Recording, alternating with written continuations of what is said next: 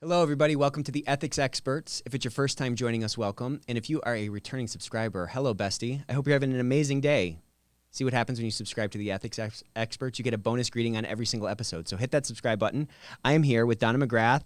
She's a former solicitor, the UK's #1 coach. She coaches lawyers. She coaches people in-house on leadership, on communication, and basically on being more strategic in their organization. Donna, welcome to the Ethics Experts. So happy to have you on.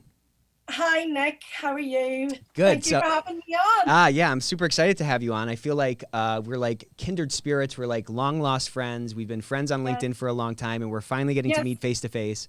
So super excited to pick your brain and see what you can do to help our listeners become more strategic. It's like a match made in heaven, you know? of course. So tell me a little bit about, your path to becoming the #1 coach. And if that's not official, it's official from my eyes. Okay, so in my eyes, you are the #1 coach of in-house folks in the UK. And how did you get to that point?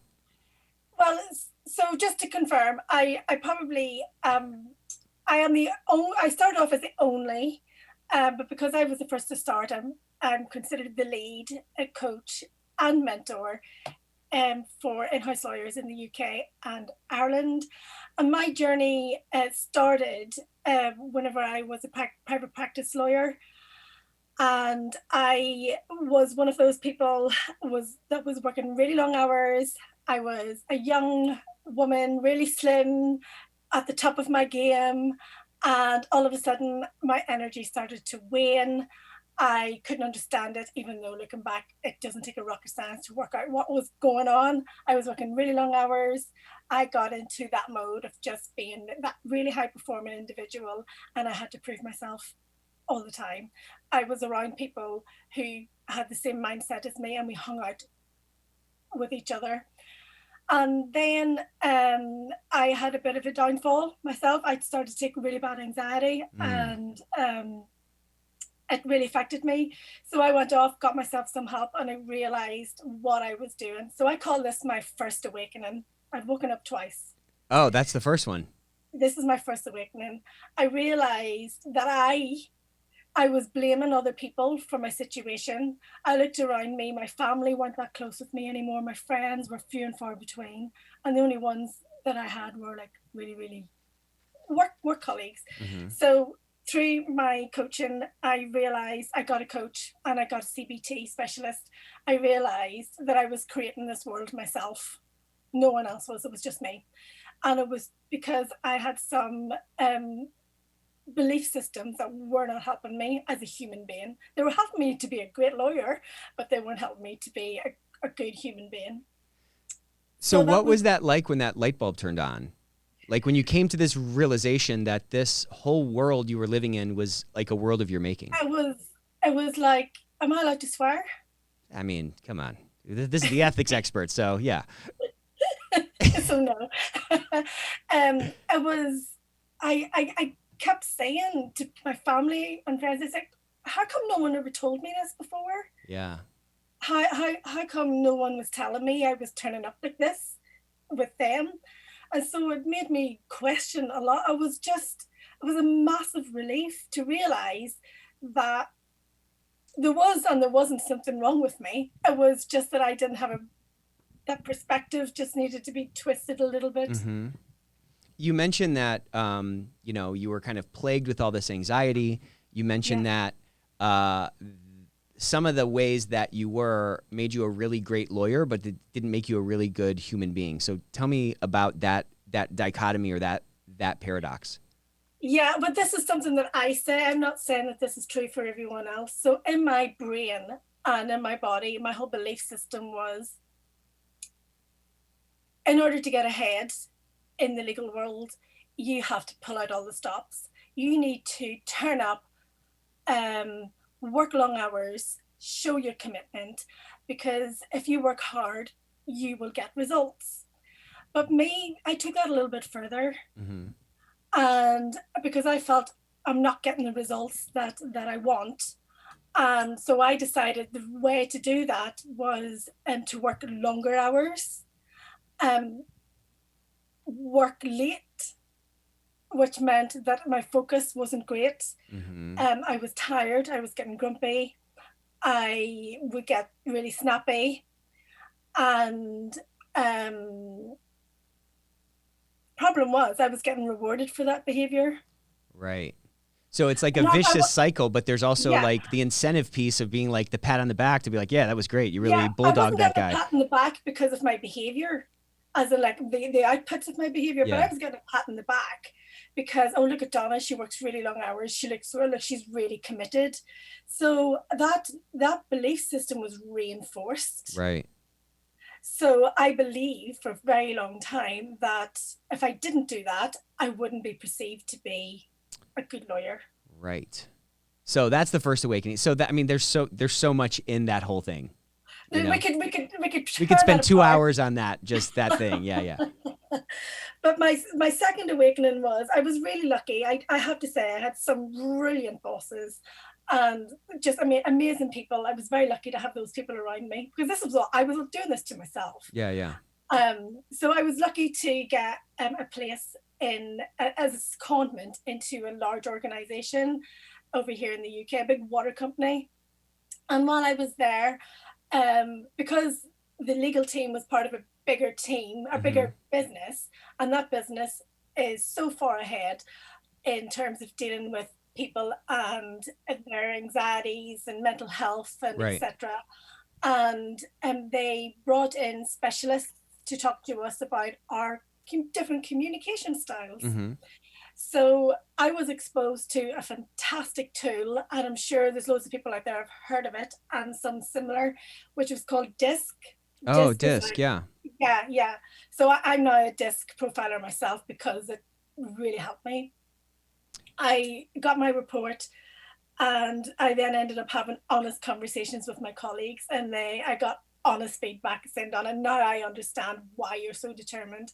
I understand why you need things done, because you just want everything to be perfect and you have to deliver. You're focused on delivery. But because they were so gracious and lovely with me, I actually sat back and thought, actually, but there's a double-edged sword, because as much as I was very focused on delivering, getting results for the business, the way I was doing it wasn't probably the best to bring people along. So that was like my second awakening. So for the first awakening was me understanding the story in myself, and the second one was really understanding my impact on other people around you. Yeah, around me. So give us a little rundown of what DISC is for people who haven't been familiar with it. DISC profiling is basically a tool that is based off a lot of stuff done by Carl Jung. Carl Jung, the psychologist. Yeah. And DISC, what it does, it shows you up a reflection of you and on your communication styles. So we undertake an assessment. We answer the questions. The questions are all categorized, and it brings you back a report which basically sets out what your preferred communication style is. Got it. And how that might interact with the different styles. But the great thing about DISC, Nick, is that you don't have to be pigeonholed with it. It's a great tool to commence that self-awareness. What do you mean you don't have to be pigeonholed with it? Well, because in there you've got 4 styles that it actually says that you might fall into, which is D, I, S, or C. DISC.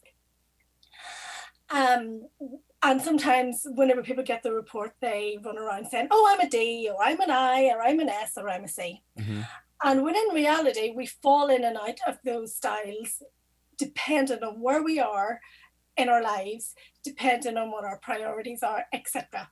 Okay. And depends who we're speaking to. So if we look at it in a context, for example, I coach a number of really senior in-house female lawyers, and they say that sometimes they're more of a dominant style at home, where they wouldn't be so dominant in the office, because they realize if they were like that in the office, they may be interpreted, their behavior might be interpreted, or their communication style might be interpreted as a little bit aggressive, too directive. Yeah. Yes, exactly. Yeah. So that's why I say it's not to be used as a pigeonhole. It's, what I love about it is it actually starts that introspective journey for people where they actually start looking inside and starting questioning themselves about, oh, I actually realize I do this, but when, and then my coaching is, but when is it you do that? What's Right. the circumstances that's happening? And for them to become a lot more aware of how they're turning up in different scenarios and why. And when they know that, they can move between those styles. So they become a lot more effective as leaders. Got it. So you wouldn't say that your disc profile is something that's etched in stone, and you don't use the. You would say that this is really an opportunity for you to have a better understanding of how you communicate in these different situations, and maybe start to develop the tools to flex into different styles that would be more Exactly. effective depending on who you're speaking to or what the Exactly. situation is. Exactly. Some people really psychologically can't get their head around the fact that, oh, it's just who I am and I'm not going to change. Yeah. But in reality, it isn't your personality, it's just your communication style, your preferred communication style. And we all go to our preferred communication style dependent on where we've got results before I and the see. people that we've had around us, and just maybe what we were used to and the environments that we've been around our whole lives. But that doesn't mean to say that that has to be, I say it doesn't have to be your prison sentence. Ah. Yeah, Yeah. so it can be that you can actually realize that you can broaden your skills. And I remember a post that you wrote a while back, Nick, and it was about people being stuck in their little mind prisons. Yeah. And that really rung home with me because it actually, I refer to that now whenever I'm coaching people around disc to say, it doesn't have to be a mind prison. You can break that door open and explore. But if you You want to come back, you can. you can go back to that safe little prison you've built for yourself if you want. Yes. Yes. Yeah. Have you seen, though, I mean, maybe we're kind of alluding to it or talking tangentially about it. Have you seen somebody who maybe doesn't have the internal awareness or that self-awareness, whatever you want to call it, sort of it's not that developed, and then they take one of these assessments, and then it's almost like they're like, oh, I guess this is who I am, and it's almost like a prescriptive thing for them that they end up getting trapped in?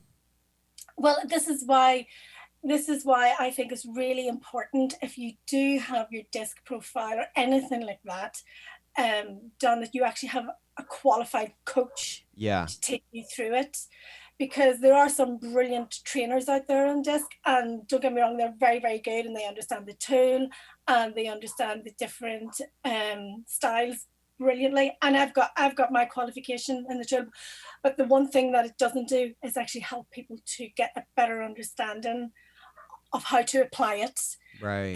from a coaching perspective. So yes, I have had people who have been stuck, but when you start asking those coaching questions, hence why coaching comes in and is so impactful, where people can really explore inside themselves the things that are happening for them. Yeah. Yeah. Yeah, because otherwise you can sort of just kind of stay stagnant there, or now you just have some words to articulate some tendencies you might have, and there's no Yes. way to like grow out of it or something.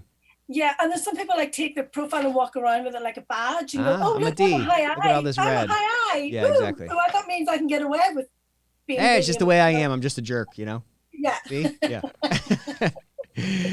So you're working. So you had this first awakening. You get this job at the water Water company. company, Yeah. and you take this disc profile. What made you take that test, and how did you bridge kind of that first awakening to the second awakening? Because there was obviously a bunch of real growth that happened sort of internally from that first awakening, but then with respect to the second awakening, it sounds like that was really the thing that kind of maybe broke you out of your shell and was kind of the catalyst for the impact that you're having now.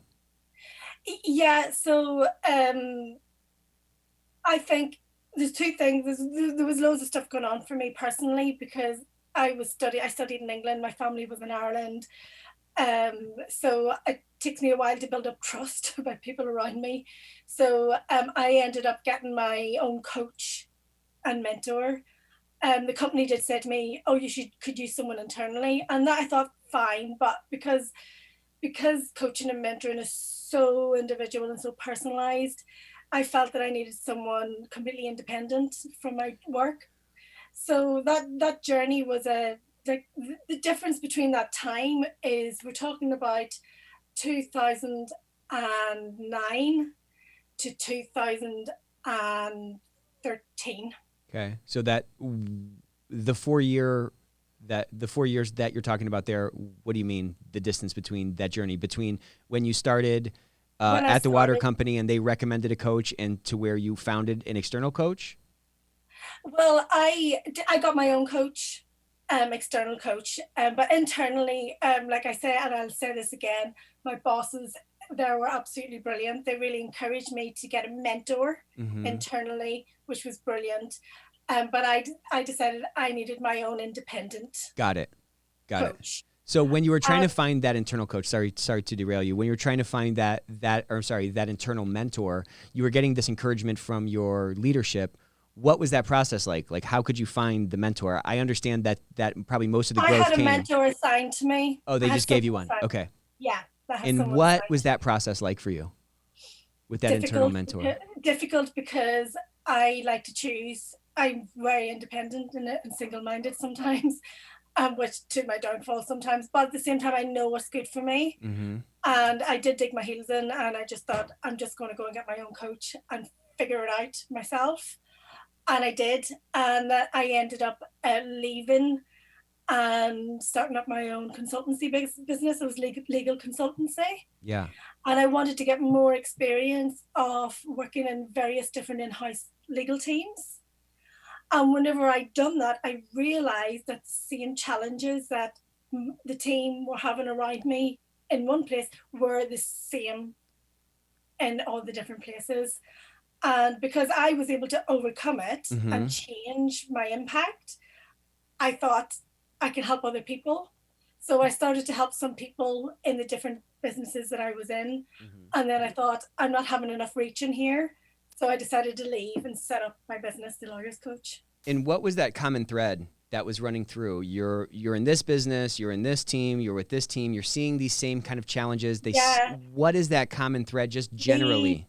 biggest thing is this. So if anybody's listening out there and they are an in-house lawyer or even an in-house in compliance, really, um, there's sentences that they say, um, they don't value us, they don't take it seriously, they don't understand. Um, what's the point? So there was a lot, there is and still is a lot around this value, feeling valued, Right. because of sometimes the interpretation that compliance and in-house legal teams have about how serious the business take on board what they do.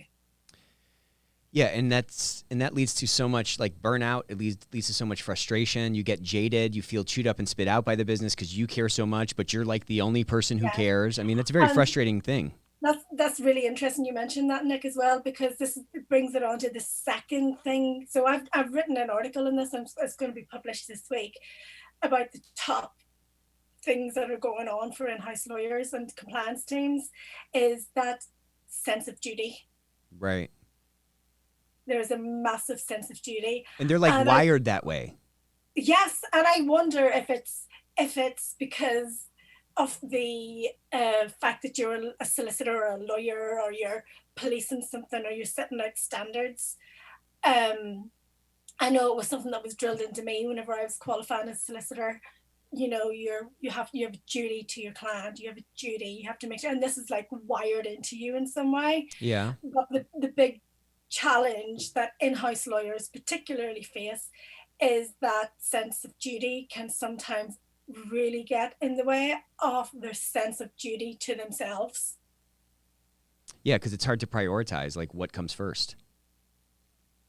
Yeah, you come first, because if you're not in a good state, you know, it's like you're a father, aren't you, Nick? It's like, if you're not in a good place, that impacts kids and Totally. everything around you. Well, it's like when you're on an airplane and they say, if we're crashing, you got to put your own mask on first before you help somebody else because, Exactly. you know, Yeah. you need that oxygen yourself. Yeah, but that's a big, big, big thing. They need this, they need that, they need this, which then comes on to the third big point, which is a mistake that we make this leads to a big mistake, and it does not help our clients, is that we overcompensate then for inefficiencies within the organization because we end up doing the work. That's interesting. Tell me some more about that, because that has really far-reaching implications, not just personally, but also across the business in many cases. Yeah, and I'm not saying this is true for every single one, but I'm just saying that more often than not, I am seeing whenever we have someone who's saying that they don't feel valued, for example, because the business isn't listening, or they don't feel valued, mostly because they're working really long hours and no one's giving a big thanks. Sometimes they're not getting a big thanks because they are doing the work for other departments, and if the other department actually gives a big thanks, it actually exposes them. You're creating a disincentive for someone to even acknowledge you, which keeps you in this this vicious cycle of unappreciation, burnout, jaded, all that. Yeah, and that comes from a single thought or a couple of single thoughts that we're telling ourselves. And what I coach people on is we dig really deep and get back underneath that to get that time back, to get re-energized and take back control so that the legal function is actually really delivering on what they're meant to be there doing. And part of it is something that we talked about beforehand, is about how we convey that message to the business. Because I've had feedback in my early legal career that, oh, maybe you're not just being commercial enough, Donna, maybe you're just being too much like a lawyer. And you're looking at this very black and white. We're a commercial organization, sometimes risk isn't as black and white as that. But what lawyer doesn't get that at their core? I mean, of course they get that. That's exactly what you learn in law school. Well, exactly. So, but one thing that is great as an in-house lawyer is that you do get to see risk work out in front of you. You get to see it to play out, and you can see it tangibly, because whenever you're an in-house lawyer, not only do you see the risk, you also see the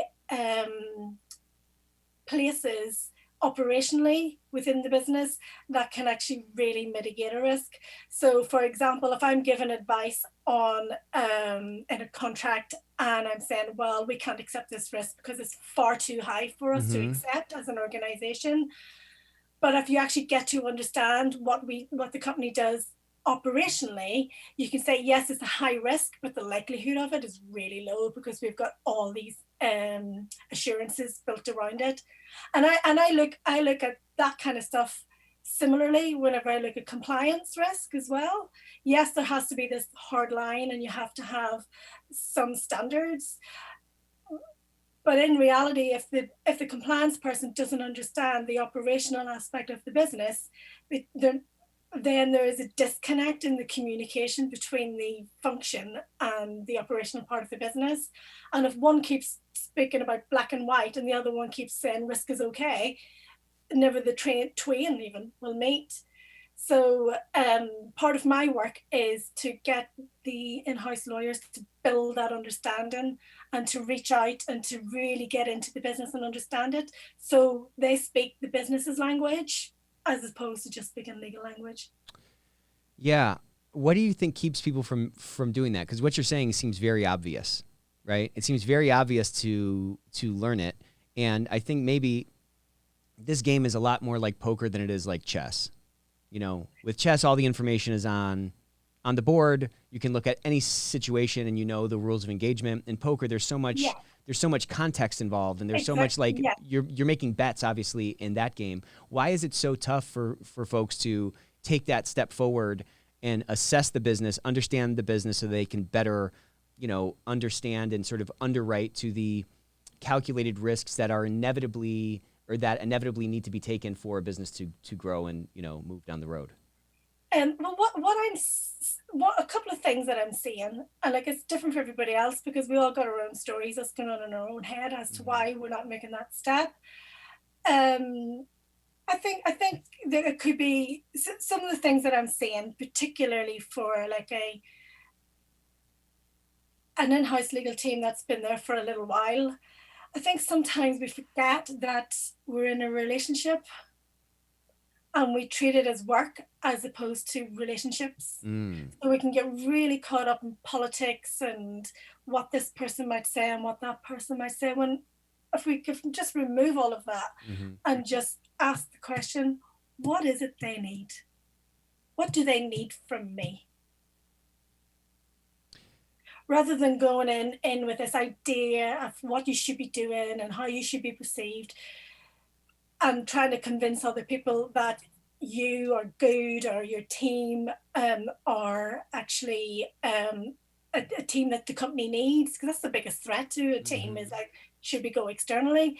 If we could just move away from ourselves for a moment and remember that we're in a relationship, because if that was your partner or your children or your brother or sister, wouldn't you just ask, what's going on? What are you seeing from me, and what do I need to do better? Yeah, just bringing some, like, again, it's so bizarre. It's like just bringing some basic. I mean, this this is like a recurring theme on the show. It's like bringing some basic humanity into the job, bringing some basic tactics or whatever that you utilize outside of work to build relationships and maintain relationships. Bringing That's those all it is. in to a different departmental discussion or to your Yeah, counterpart in this different area can do so much. Not only to like make you more effective, but also to shatter this view that many of us feel we have within our organizations as being a cost center, and it feeds into that cycle you alluded to. If mm-hmm. they don't get it, nobody listens, I'm the only one who cares, and blah blah blah. The only way to break that cycle again is by doing something different. And that something different, what's nice is that it's usually doing something that you're already wired to do, just being more human. Exactly. Yeah. It's just sometimes whenever we get into the workplace environment, it's this, which is, I think, another big thing for people, about the stories that they tell themselves about how they should behave in a workplace. Yeah. I mean, where do they get that And picture, you know? yeah, and it just adds that layer of insecurity, thinking, what will my boss say? What do they think if I approach it this way? And it's like, it becomes tactical. If we can remove those away and just sit down in front of our boss. I would always say, if you are not someone who is the head of the team, you would need to get their permission to go and do this, and you go and do it together. Any Mm-hmm. leaders out there, I would say, you just get your team to go out there and sit down with a cup of coffee in front of whoever, and just say, what is it can we do? Yeah, it's not even that. It's again, it's just not that crazy. It's not that complex. But it does take why, but it does take some courage, right? Otherwise, That's, everyone would be doing it. So what is that courage rooted in? Like, why is that so hard for people to do? I mean, it just seems so well, basic. some people have some really embedded fears about how they will be perceived, what their role is, what's expected of them, what isn't expected of them. It all, some people I work with won't do that because they're so afraid of speaking up, because maybe historically, whenever they were a child, that they were told to shut up and put up. Hmm. And I'm actually seeing this in a generation of people. And it wonder, You are yes, the younger lawyers that I'm coaching don't have a problem with this. interesting. Tell me about that. That seems very profound right here. Yeah. No, I'm not going to, this, as I said, this isn't true for This absolutely is everyone. broad It's just, brushstrokes. These are this is broad generalizations. brush Yeah. stuff. So people around my age, I'm 45, and I coach all different age ranges and all different levels. I mostly coach leaders, but leaders can start at a very young Yeah. age. And what I'm finding with more maybe the late 20s to mid 30s, that brave that brave gene is there. Their problem is they need to pull it back a bit Yeah. because of how other people are saying, no, you're a bit mouthy, or you whatever, blah blah blah blah, calm it down a bit, whatever, blah blah, and they're not just reading their environment very well. So I do a lot of work on environmental awareness. um but people around, I don't know, maybe, I don't know, is it a culture thing, is it, I don't know, but I find around my age, that maybe people are more dutiful, as in, like, I'm not going to say that because it's not my place to say, or that's someone else's place to say. I if I say this, the impact on me is, I might fear that if I say that my job could be on the line. So it's like maybe a more tentative nature, Yeah. in around maybe the people who I, for example, I'm coaching at the moment, where they go more of that more tentative nature. What if it all comes down to whether you had Facebook in high school? Possibly. I mean, it really might be that. I do, and I do think that, I'm not an expert, but I do think that there's a big thing right now as well, which is having a big influence on us in the world right now, is people speaking out.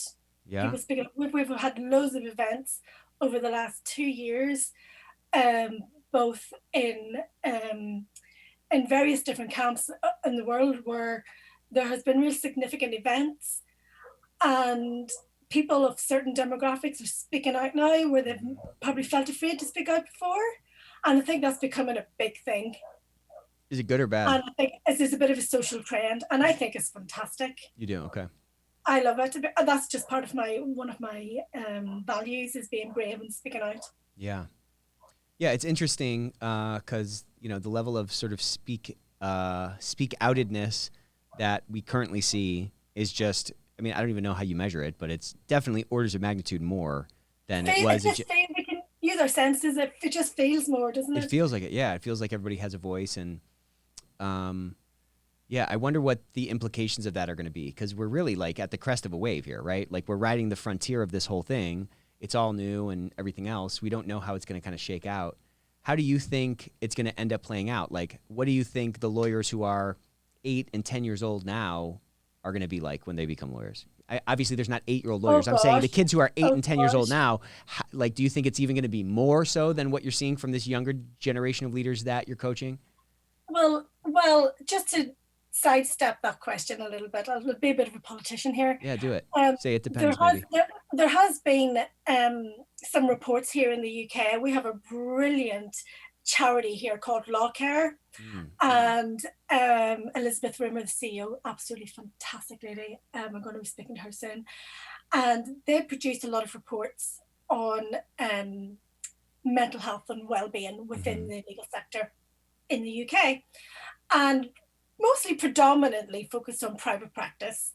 And there are some reports that say that some junior lawyers are experiencing a lot more mental health issues. Interesting. They're quite new, so we don't really know what it was like before, but they've got this data right now. So there is a proportion of people who aren't speaking out, maybe speaking up about those things. And because they're not, then law firms are thinking that they're doing enough to support that. If we could get those people feeling brave enough to speak up, like some other people are within the sector, I would love it if they were. I think it might kind of open up the sector's eyes. I'm just going very narrow in terms of the legal sector, particularly in the UK. It might allow better conversations to be happening within the industry, so that the right measures can be in place to ensure that is managed going forward. Because my secondary campaign, Nick, is all about hammering out stress and anxiety within the profession, and giving people that voice. So if we can lean into the rest of the world speaking out and speaking up and knowing and seeing that it's okay to do that, I would love to see junior lawyers being okay to say, actually, do you know what? I'm having a bit of a crappy time right now. Yeah. It's causing me a lot of stress. Yeah. That's what I would love to see happen.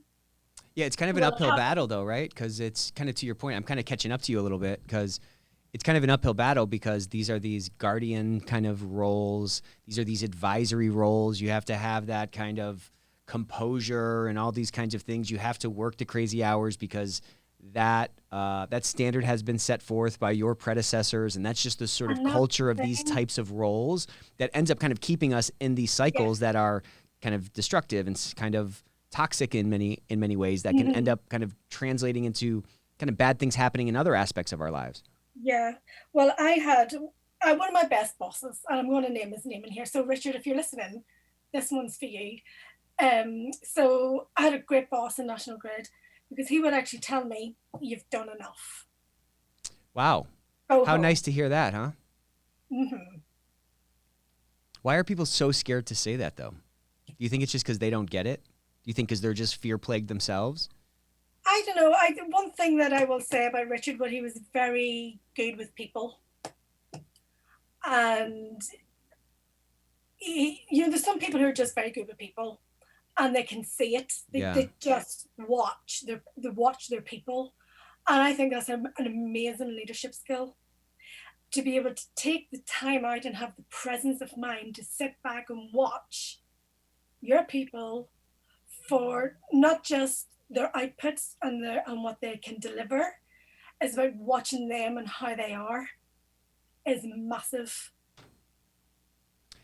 Yeah, it does take a presence of mind. It does take a willingness to sort of stop. It also takes, I think, an understanding of like what's important.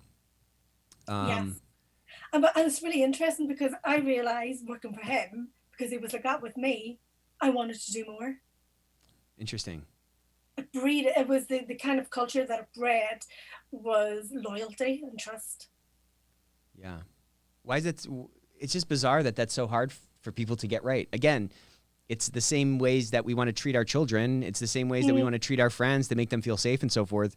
But we don't want to make, or we don't think to make the people that we go to work with every day that we're sitting in the foxhole with feel those same things. It's just a very bizarre dichotomy. That I don't know. Did it used to work in the factories of the 1920s, or like, you know what I'm saying? Like, it's just bizarre. Yeah. I can't understand it, and I can't sort of crack the nut on it. Well, I can't speak for everybody, but I think when we step in, even in what I've noticed as well is whenever I work with people, that the stuff that we work with is actually, if you boil down what I do, Nick, it's relationship management. Yeah. If we break it all down, that's what it is. Interesting. And I see people going out and utilizing what they've learned in their own relationships. Outside of work, you're saying? Outside of work, it's across the board. Because the things that whenever you get a coach to do the kind of stuff that I do is about raising self-awareness, emotional management, which is a massive one, people awareness, which is massive, and the one that some people forget about is your environment. And like, I'm all for speaking up, but being wary of the environment that you're speaking up in so that it has an impact, a better impact. And whenever you bring all of that stuff in, that's not just stuff that you use in work. Good point. So it all boils down to, as you say, relationship management. But there's just something that happens to us whenever we get into an institution and we work there, because there's an extra layer. And the funny things that we tell ourselves, and I hear people tell themselves about that environment, is very interesting. Yeah, the stories we tell ourselves color the lens through which we see the world. And we tell us those stories over and over and over again. Well, then you only start to see those things that are part of those stories. Again, positive or negative. Yeah, exactly. Like, on a very personal note, I took a bit of an anxiety attack yesterday. I do have underlying anxiety. You were nervous about this interview? I was really nervous about speaking to you. See, it wasn't that bad. It hasn't been that bad. Okay. No, just a little minor thing. And I had come off, I'd been on citalopram for 7 years, actually, and I come off them very recently. So kind of give myself a bit of a pat in the back. Yeah, nice job. So I took a little anxiety attack yesterday. And the transition between me yesterday and now is massive. Like, I'm sure if you're looking at me, you can see me, you probably think this girl is really smiley. But if you had saw me yesterday, I was not smiley. Wow. And I was telling myself I wasn't good enough. I was telling myself that no one wants to hear what I've got to say. But very quickly then I had to get over myself because it wasn't about me. Yeah, right. Isn't that funny? When you shift the focus from yourself to outward, it's so much easier to get over yourself or something. Yeah. Isn't that nuts? Well, I know. I don't know. I'm sure that your bounce back without those aids is much quicker now than it was even 5 years ago, Oh which is a gosh, sign of yes. growth, which is phenomenal, right? Oh my gosh, I call that the rumination period. Yeah. I'm sure everybody, you've heard of that word. It's like how long, my job, whenever I say to a client, is my job is see that period between where you're triggered and where you actually take positive action is to shorten that. Got it. That's how you can measure your success or your Yes, your that's how we impact can as you measure. can compress Yeah, those pieces. yeah. It gives you more clarity of mind. It gives you more presence. Hmm. And it gives you better impact. It makes people, not that it's about me, but it makes people listen to me, but listen to me because it actually helps them. And it's that presence of mind is, it's like Yoda. Yeah, totally. Floating, right. So let me ask you this. So you Yes. coach a lot of people, you coach a lot of like high caliber people. Obviously, if you're coaching a leader, they've exhibited, they're probably somebody smart. They've probably exhibited some level of top performance to ascend to whatever position Of course. that they're in. We all deal with these issues of, we all have these to use your term, these rumination periods, between the time when you're triggered to the time where you start to take positive action. As you look back over all the people that you've coached and all the successes Yeah. that you've had, what are the handful of tools or the handful of frameworks that you kind of consistently end up seeing people successfully apply to kind of materially compress that time in their own lives? Yeah. So I've developed my own tools. I'll not give them all away because Yeah, you got to eat, yeah, I gotta eat. But one of the big things that I work with someone on is what I call is your pattern detector, Mm. where actually forget about that. That comes after. The first thing I help people to realize is when they've been triggered. So it's understanding, we go through understanding stress, understand actually when there's certain feelings that emanate within their own bodies. So sometimes we all respond to stress very differently. We work out what it is for them. Number one, self-awareness. You know you've been triggered. So the earlier you know you've been triggered, the earlier you can handle it and the less time that you will be in that rumination period. Because all too often some people don't even realize they've been triggered and it gets higher. And what happens is the cortisol, the stress hormone, starts to build and build, and the longer that that's building in you, the harder it is to remove it. Interesting. Yeah, that cortisol is a killer, huh? Yeah, we don't want cortisol. We So don't. a little bit of it can be okay, but it's not all the time.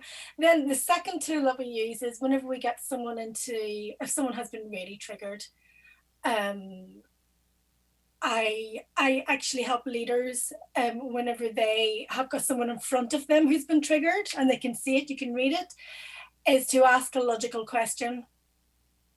Because what's happening in our bodies is that the cortisol is coming into our brain and is starting to shut down our prefrontal cortex and the logical part of our brain. Mm-hmm. So the emotions are taking over, a little bit of science.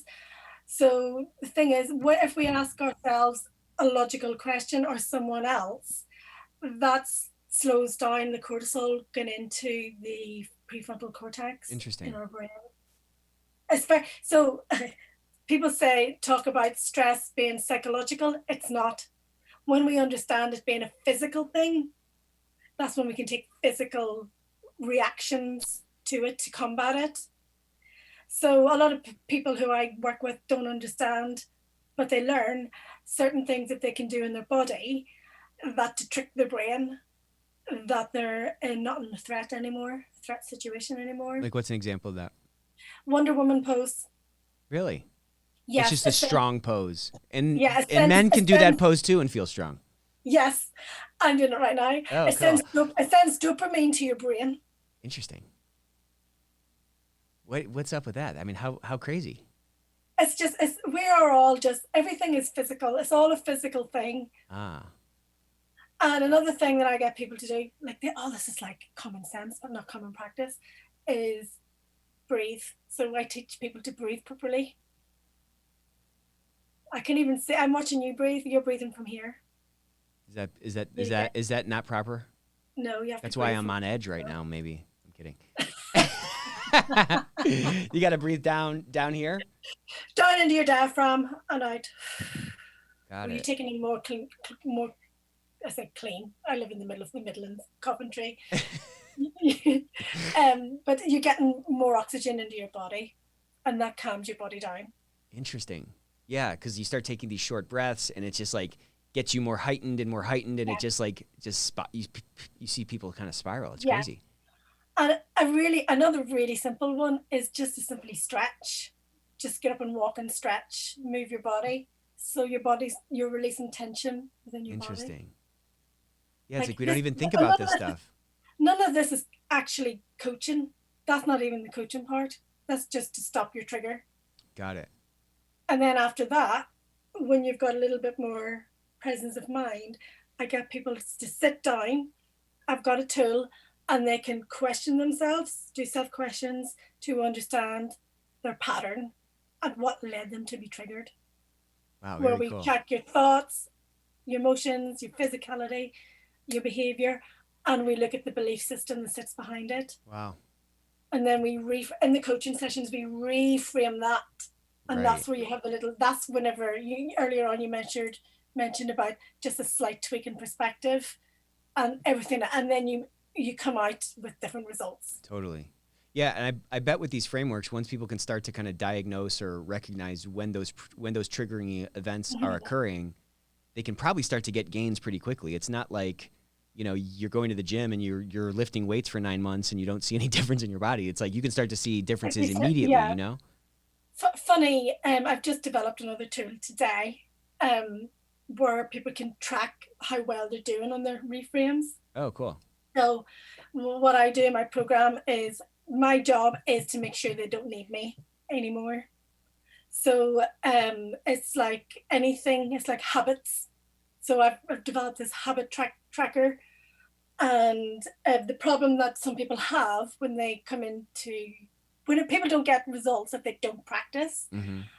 And I've had someone who's been with me for nearly a year now, and he just does it automatically in his brain. At the start, he really struggled. He had to sit down and like map write it out, yeah, and map it out and move it. And we had to be really consistent with him doing that. So It became a habit.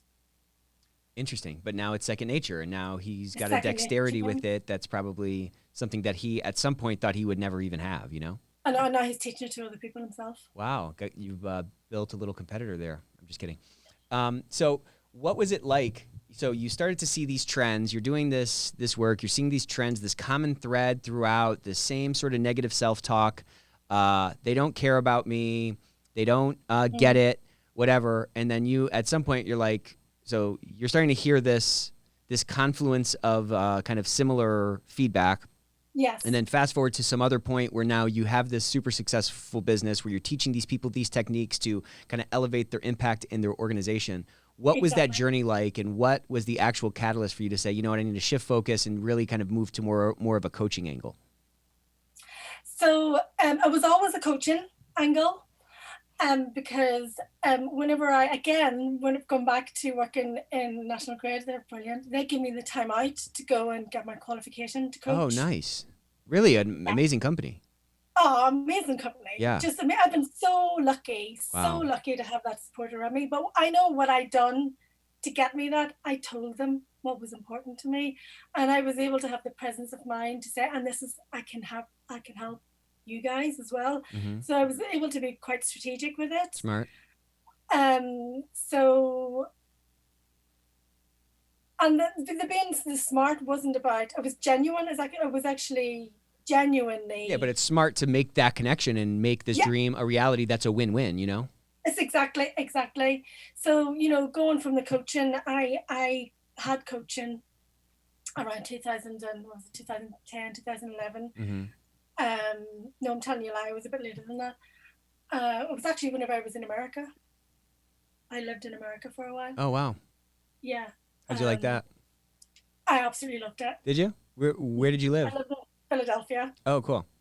Yeah. So the city of brotherly love. Yeah. Yeah.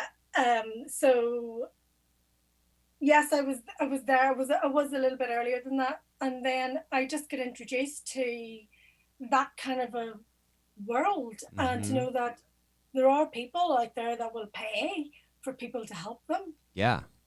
And I just thought, if I could just help people discover what I just discovered, because I was running around, people must have thought I was a little bit crazy, Yeah. because I was running around saying, I just didn't know this. I was, how come no one's told me this stuff before? Mm-hmm. And that's why I call it an awakening. So I then we moved back, I moved back to the UK because I had to move back. And then we were doing the disc stuff as well and work as Mm-hmm. well. So I got my own coach because I was feeling a little bit lost for my own personal reasons. I got a coach. And then I absolutely fell in love with this couple called Tony and Nikki V. And they run a coaching training.